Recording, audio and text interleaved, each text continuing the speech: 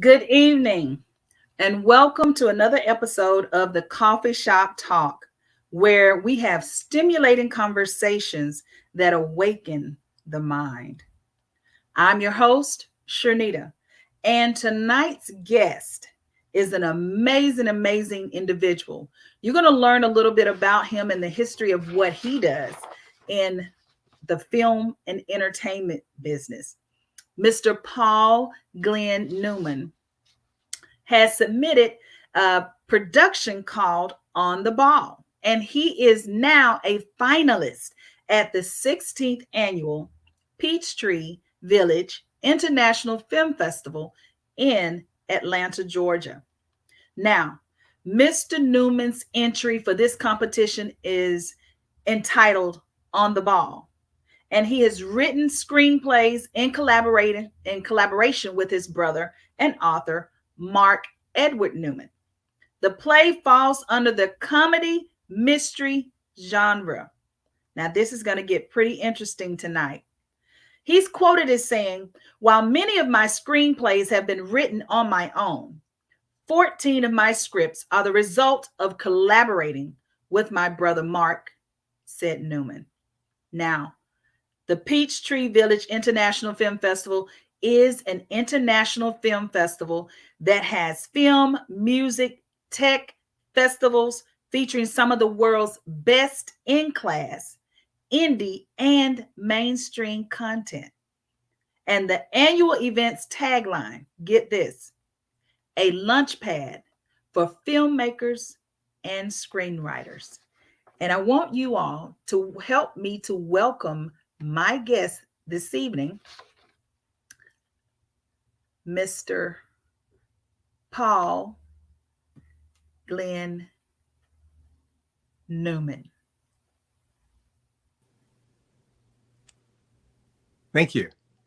Good evening, Mr. Neuman. I want to first thank you so much for joining us this evening to be able to talk about your submission into this year's 16th annual Peachtree Village International Film Festival. It's my pleasure. On the Ball. Yeah. Now, there are a few questions, as the audience may have heard in your introduction. Yes. This particular production was co-written with your brother. Yes. Now, we know a lot of siblings might not get along well enough to talk about putting together something that may take a little time, but it's clear that you all have such a connection that you're able to collaborate. Now, what I want you to do is give the audience a little synopsis or a peek into you and Mark's childhood. What made you all connect growing up as kids that have you working together in this capacity? Well, we grew up military brats, Air Force brats. And by the time I got out of high school, I had been in 14 different schools. I did sixth grade in Taiwan, and I graduated from Bitburg American High School in Germany. And during that time, we often didn't have, where we were stationed, we didn't have television, but we always had movies.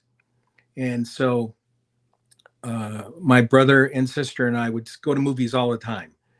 And so as we got older and I developed more as a writer, eventually it came to pass that my brother and I were talking, and we decided to collaborate on a project, and it was successful. It was a lot of fun to do, and we've been doing it ever since.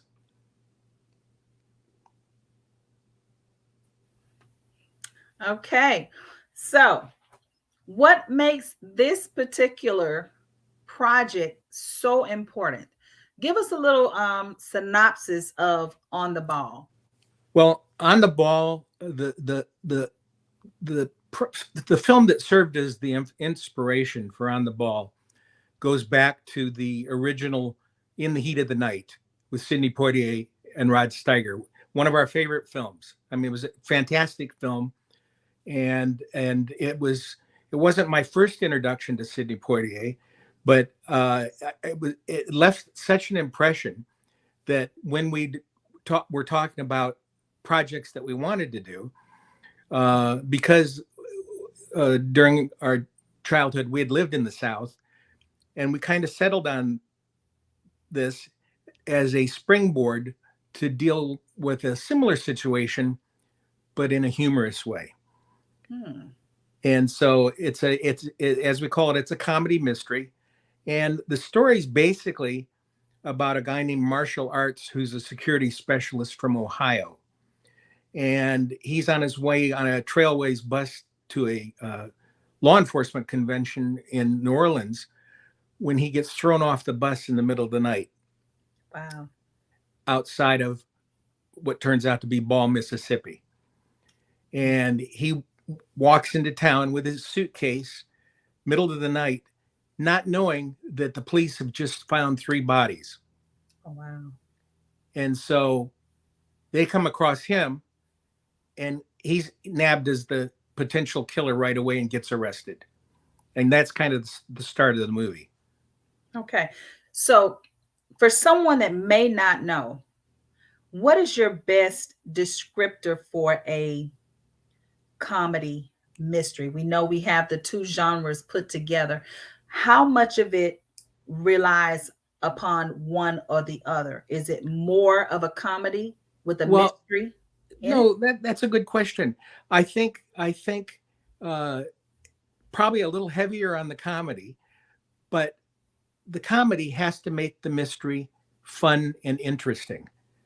I'm a firm believer that anything I write, the first objective is to entertain. I'm not there to lecture somebody. I want somebody to go in and I want them to have a pleasurable experience.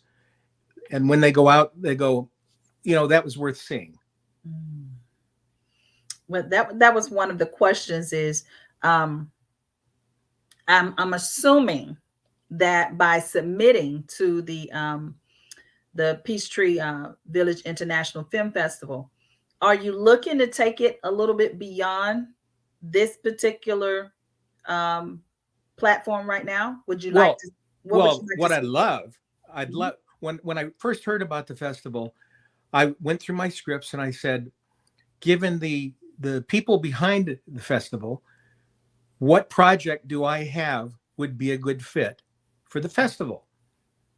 And so I talked to my brother and we decided to submit on the ball. Mhm. And ideally, I'd love someone to see it, get wild about it, and the next thing you know, it's getting produced.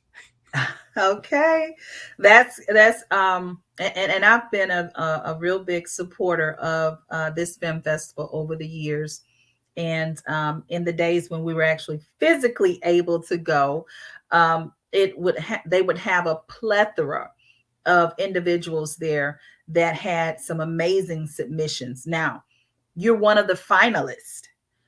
What type of chance do you think you have to take this project to the place that you say you'd like to see it go? Well, I think I have as good a possibility as anybody. I'm confident about the writing. I know it's a good script. It's well written and it is funny. And one of the abilities I have, because of my uh, creative background, I got my degree in theater with concentrating on acting, directing, and playwriting. I've acted in shows and acted in film.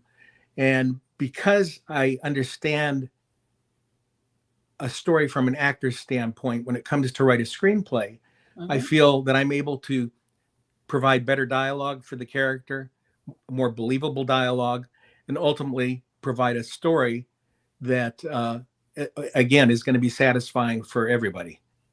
Okay. Now, you just mentioned that the background that you have in acting and dialogue. Give us a little summation of some of the things that you've done. What are some characters you've portrayed? Well, most recently, a couple of years ago, pre-COVID, um, I created a local cable access show out here in California called All About Books, and I played a character called Paul Kincaid. And on the show, I interview fake authors with fake books. And the slogan for the show was that it's where we read them so you don't have to. Ah, Okay, I like that kind of that feel. Um, do you hope to have more projects to follow suit with on the ball? Oh, of And course. will they be more comedy, mystery, or what other genres do you write in? I do the majority are comedy, but I do action adventure, science fiction, horror. Um, I've got two wonderful animation scripts, and basically, I love to write. Okay, I love someone that loves to write. I used to teach theater Oh, and creative writing, so I'm pretty much a wordsmith myself, and I have a lot of people that um, share that they wish they could write like that. Do you get a lot of those conversations where people say, "I wish I could write sure. like you do"? And I always tell them, go to the drugstore and get a little notebook, sit down and write. There's there's no shortcut to do it. It takes work, and I think as a writer, I've always felt that you can be taught about writing, but you can't be taught how to write. Hmm. And I think ultimately, I think writing, fortunately, is a gift, Hmm. and I think it's in a way it's a crime or a sin if you've got a gift like that not to use it. I agree. I totally agree. So, have you had any productions that went further? That I know you've done multiple films with, with your brother. Have you had anything that went to either the big screen or TV series? Well, it was a big screen by way of the little screen. What we did was we took the All About Books characters and we did a feature film based on that called All About Books the movie. Mm. And in it, it featured a lot of the people I had interviewed, but my character gets accused of murder Mm-hmm. and goes on the run. And it was a labor of love for myself and my friends. A good friend of mine directed it, and with the music licensing and filming and everything, it took about a little over a year to film. But the funny thing about it, the entire budget for our film was $465.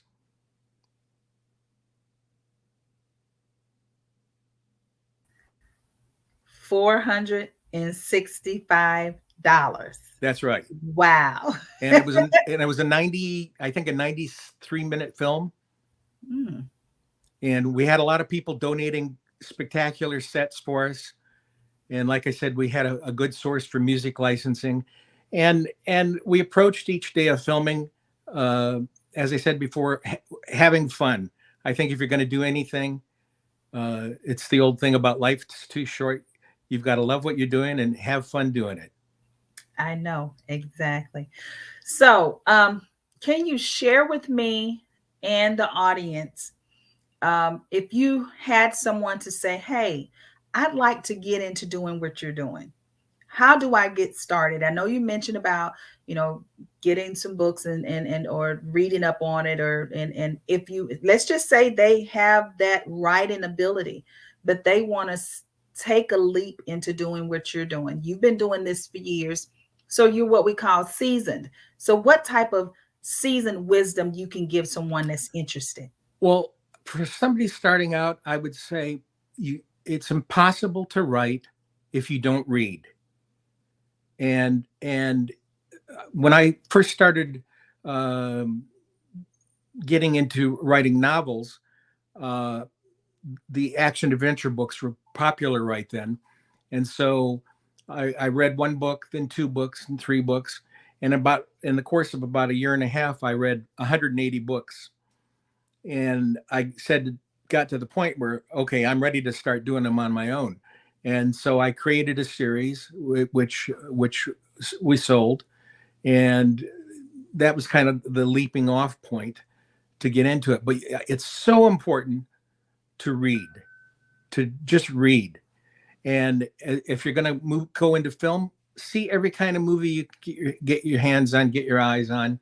Doesn't matter if it's a bad movie or if it's a good movie. You'll learn more from the bad movies than you will from the good movies. You'll, be able to find out what works and does not work. And if you have a chance, take community theater or study it in school and this and that, and get some acting under your belt. And ultimately, that's going to be a wonderful source to help you write down the line. Well, we certainly appreciate what you've shared to this point. Is there something else you'd like to share? Any final remarks? We would say, what, break a leg? Well, no, I appreciate that. I have to give a shout out to the Peachtree Village people, because they've been incredibly supportive right from the start. I spent today getting to know the actors that'll be participating in the table read for On the Ball on this Friday at 1:00.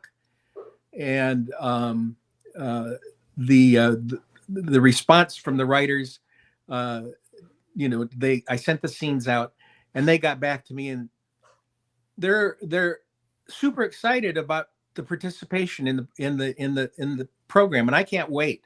I can't wait to every writer, especially a screenwriter.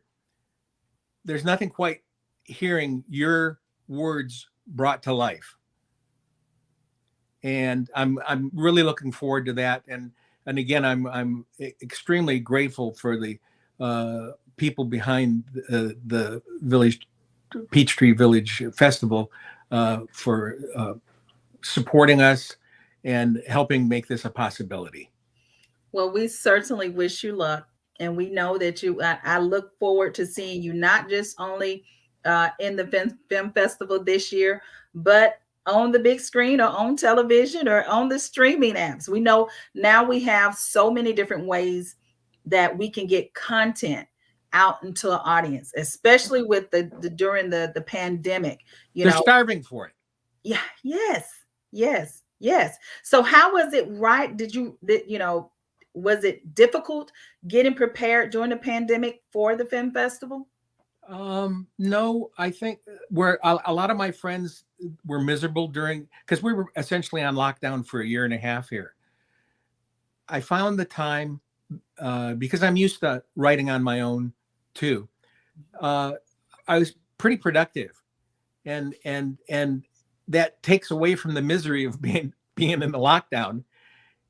In that when you create, you're not just writing a story, but you're living with the characters you create. And they whether it's crazy or not, they end up talking to you. Okay. That sounds like that could be a movie. What do you think? It probably has been. Well, thank you so much for joining us this evening, Mr. Paul. And we wish you much luck in the film festival, which is virtual this year. The film festival is October the 21st through the 23rd of this week. Yes. So we have just a few more moments. And for those of you that are watching and would like to purchase tickets, there is still time. That you can, if you look down at the bottom of the screen, tickets are still available to be purchased at the Peachtree Village International Film Festival's website, as you see it there below. And again, if you want to follow Mr. Neuman and you want to see what it is that he's doing, you can follow him at either send an email or go to his website. Do you have any other social media sites that they can follow you on? That'll do for now. Okay. So if you go to his website or email him, he can tell you how to keep up with him, and even share if you don't get a chance to watch it at the film festival. You can find out how he did, and I'm sure he'd welcome any input. Absolutely. Or any congratulations. Thank you again, Mr. Neuman, and we appreciate you and your time. Thank you so much for having me. I really appreciate it also. You're welcome. Bye-bye.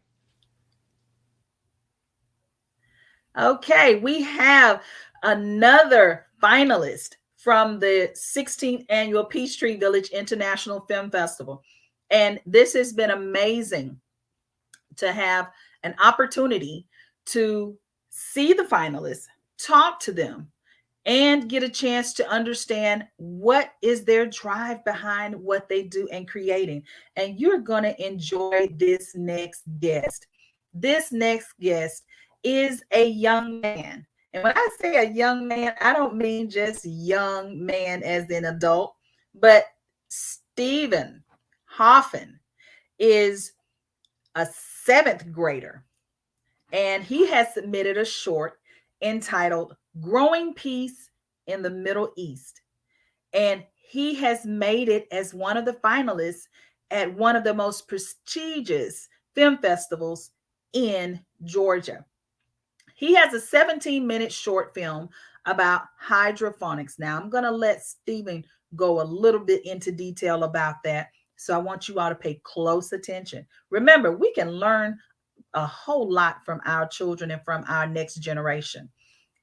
We just shared that the Peachtree Village International Film Festival is opening doors for those that want to be able to submit projects that they not only want to just see screened, but to take it a little further. So without further ado, I'm going to bring in young Mr. Stephen Hoffen, and we're going to see and have a little conversation with him.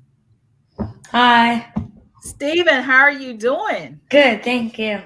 Great. I was so surprised to hear about you're in the seventh grade. Seventh grade. Can you tell I us? think there's a little bit of a mistake. I'm in 8th grade. Oh, you're in 8th grade, so they needed to correct that. It's Look, okay. yes, that's we don't want to get that wrong. Okay, they thought they had you in the seven as a seventh grader, but you are an 8th grader. So let's Yeah. stand When I corrected. made the film, I was in 7th grade. Okay. All right. So that makes sense. So you made the film in the 7th grade, and it's entitled Growing Peace in the Middle East. Can you share with us what made you write this film? Well, when I went to Sindiana, I went to Sindiana with my family, well, with my brother, and on a trip to Israel in the summer of 2019. And I was inspired by all the people that I met there to create this film. And so I kept in touch with the head of the organization, Hadass, who I met at Sindiana. And so she told me about their newest hydroponics project. And I was really interested in it because I'm interested in science and I wanted to learn about hydroponics. And so I decided to create this film.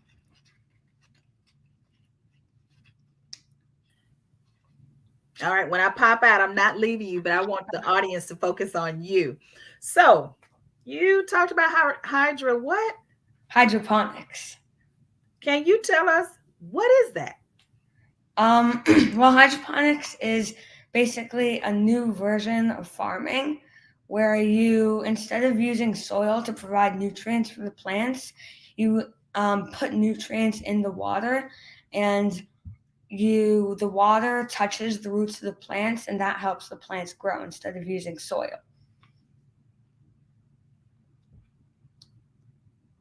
Wow. Wow. What made you get into that? I know you say you love science. Was it your love for science that made you want to get involved? Well, when Hadass told me about the hydroponics project, I started doing research on hydroponics, and I found that it was something that was very interesting to me, and I just kept wanting to learn more and more about it. Okay, so are you learning more? How do you share about that in your film? Well, what do you mean? How do you when you're talking about hydroponics? You mentioned that you went to the Middle East. You were inspired by that. Can you give us just a little synopsis of what if the audience saw this? What would they see? How do you show about that in your film, in your documentary?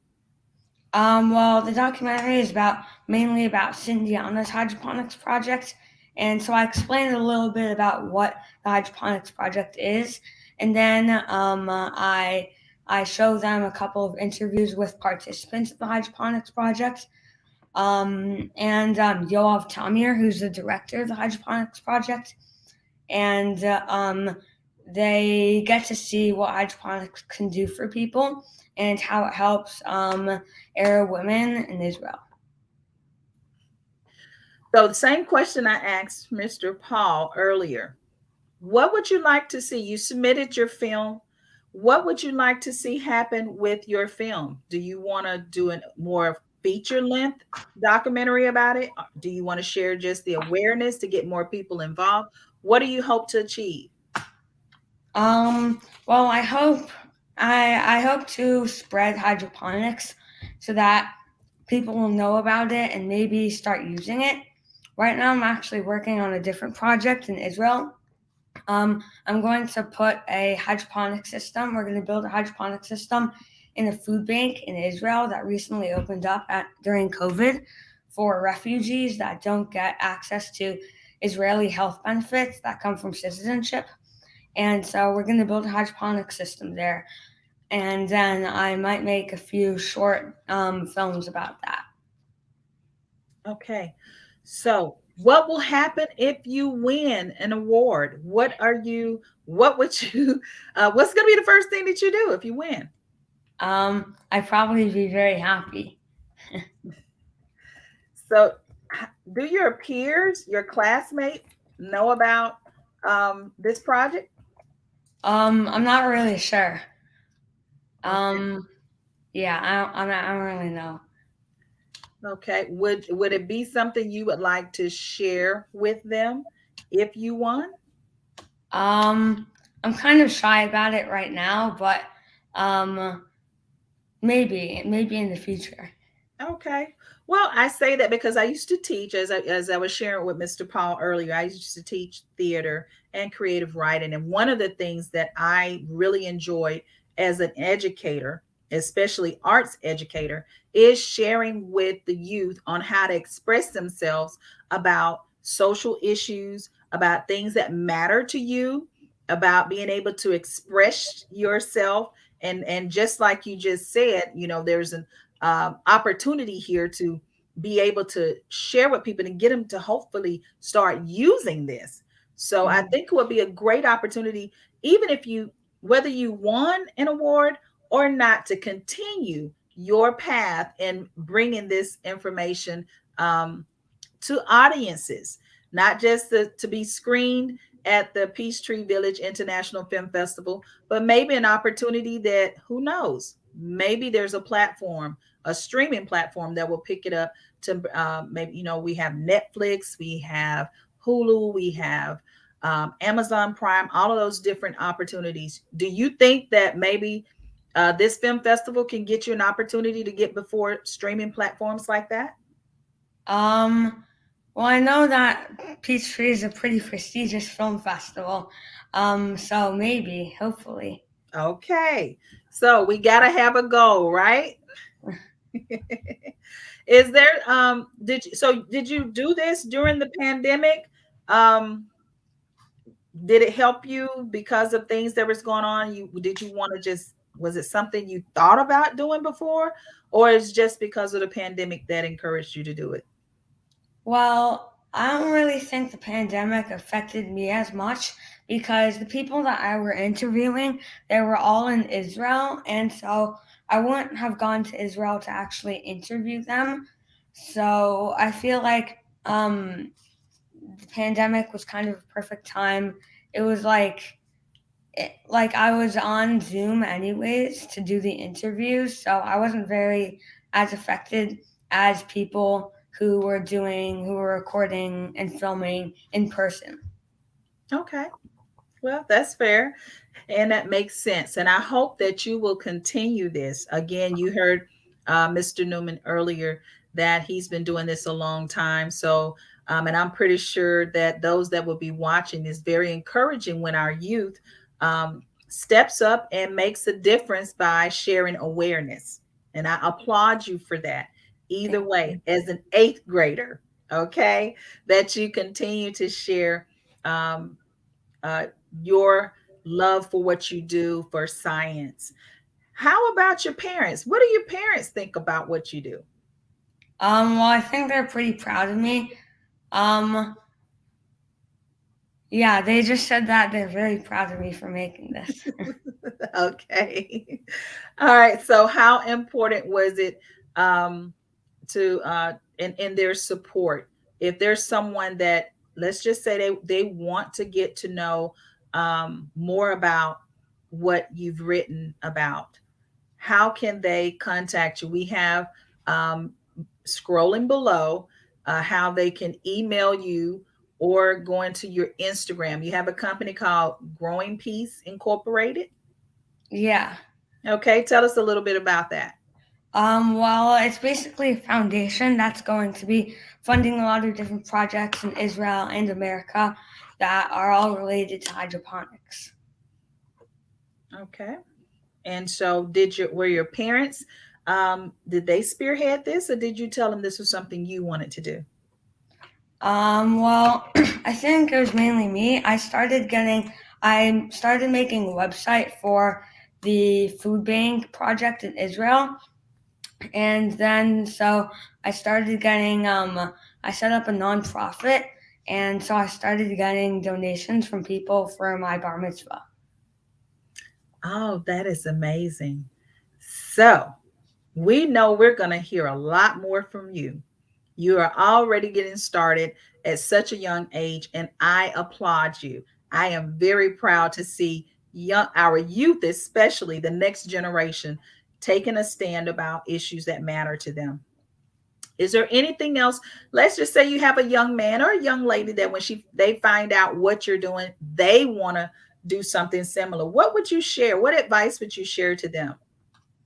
Um, well, I just say that you should. Another person wants to make a documentary. Um, well, the main thing that you have to do is find what you're really interested and passionate about. Because if you're not interested in something, then it's very hard to make a documentary. Very good. So you heard it first here. Stephen sharing some tips for you. Find something that you're passionate about, and then you can be able to write about it. And once you write about it, put it into action. I want to congratulate you again for being one of the finalists at the 16th annual Peachtree Village International Film Festival. And we wish you luck as well as you go into your endeavors. And make sure you continue to make people aware of things that's important and that they should be considering. Because a lot of us, I didn't know anything about that. So you've just made me aware. So no matter what happens at this film festival, continue doing what you're doing. Any final words for the audience? No, except thank you for inviting me. Well, we thank you for having this opportunity to come on this evening. Anything you would like to say for about the Peachtree Village International Film Festival for giving you this Um, opportunity? well, no, except for thank you for getting this. Okay. So you heard it here first. We thank Stephen Hoffen for his submission.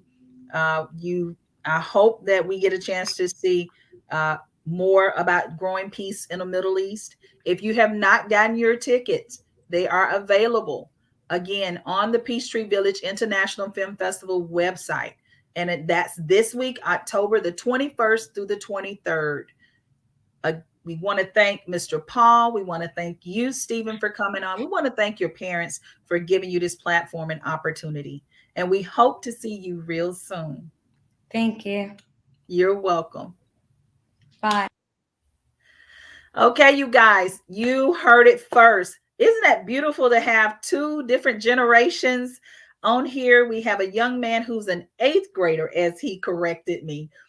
He wrote the film as a seventh grader and produced it, and now he is an eighth grader, and he is sharing what he's passionate about. And then we had Mr. Paul Neuman, who has shared the comedy mystery that, of course, was inspired by films in my genre, in my area. So we have 2 of those individuals that are finalists, again, at the 16th annual Peachtree Village International Film Festival.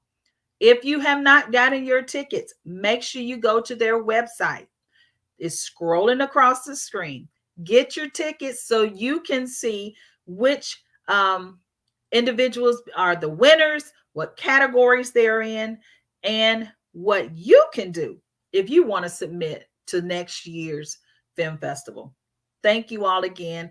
This is the Coffee Shop Talk. I told you you're going to get some stimulating conversation, and we thank you for joining us once again, and for those that had an opportunity to come on this evening. And we thank the Peachtree Village International Film Festival for giving creatives these types of platforms to help get their projects out front and in front of individuals and platforms that can take their creative projects even further.